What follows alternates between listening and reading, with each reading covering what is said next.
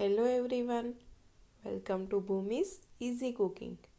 આજે હું આપને બતાવીશ ટમેટાનું રાયતું બનાવવાની રીત। તમે દહીંનું રાયતું તો અનેકવાર ખાધું હશે, પણ એક વખત આ ટમેટાનું રાયતું ખાશો તો કોઈ પણ શાક કે ચટણી બધાની ગરજ સારે તેવું જ આ લાગશે। એકદમ ટેસ્ટી એવું આ રાયતું કઈ રીતે બને તેના માટે આ વિડીયોને છેલ્લે સુધી અચૂક જોજો।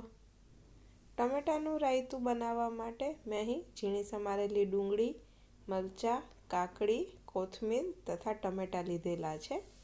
તમારે જેટલા ટમેટાનું રાયતું બનાવવું હોય તેને આ રીતે 2 કટકા કરવાના છે। હવે એક પેનની અંદર 2 ટેબલસ્પૂન જેટલું તેલ ગરમ કરવા માટે મૂકવાનું છે। તેલ ગરમ થાય એટલે તેમાં 1/4 ટીસ્પૂન જેટલી રાઈ, 1/4 ટીસ્પૂન જેટલું જીરું ઉમેરી જે સમારેલા ટામેટાં છે તેને આ રીતે મૂકી દેવાના છે। મેં અહીં 3 જેટલા ટામેટાં સમાર્યા છે તો તેને આ રીતે મૂકી દેવાના છે અને એકદમ ધીમા તાપ પર તેને કૂક થવા દેવાના છે। તમે જોઈ શકો છો કે ધીમે ધીમે જેમ કૂક થતા જશે તેમ તેની ઉપરની જે છાલ છે તે આ રીતે સરળતાથી નીકળી જશે।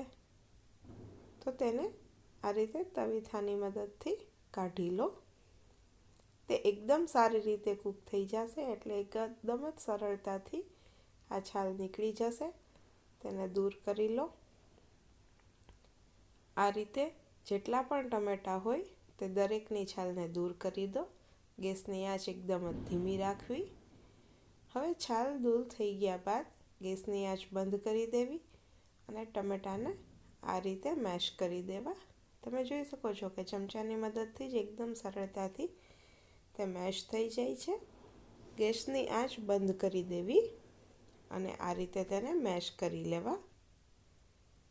એકદમ સારી રીતે મેશ થઈ જાય ત્યારબાદ તેની અંદર જે સમારેલું ડુંગળી, મરચું, કોથમીર છે તેને ઉમેરવાની છે।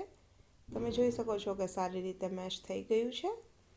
તો હવે તેની અંદર જે સમારેલા શાકભાજી છે તે ઉમેરીએ, સાથે મસાલા કરી લઈએ। સ્વાદ પ્રમાણે મીઠું, ચટણી, ધાણા જીરું પાવડર ઉમેરવાના છે। ત્યારબાદ ડુંગળી, મરચું, કોથમીર અને કાકડી ઉમેરવાના છે। આ બધું ઉમેર્યા બાદ તેને એકદમ જ સારી રીતે મિક્સ કરી દો। ગેસની આંચ બંધ રાખવાની છે। તમે જોઈ શકો છો કે એકદમ સારી રીતે બધું મિક્સ થતું જાય છે। તો હવે તેને સર્વિંગ બોલની અંદર લઈને સર્વ કરી દો।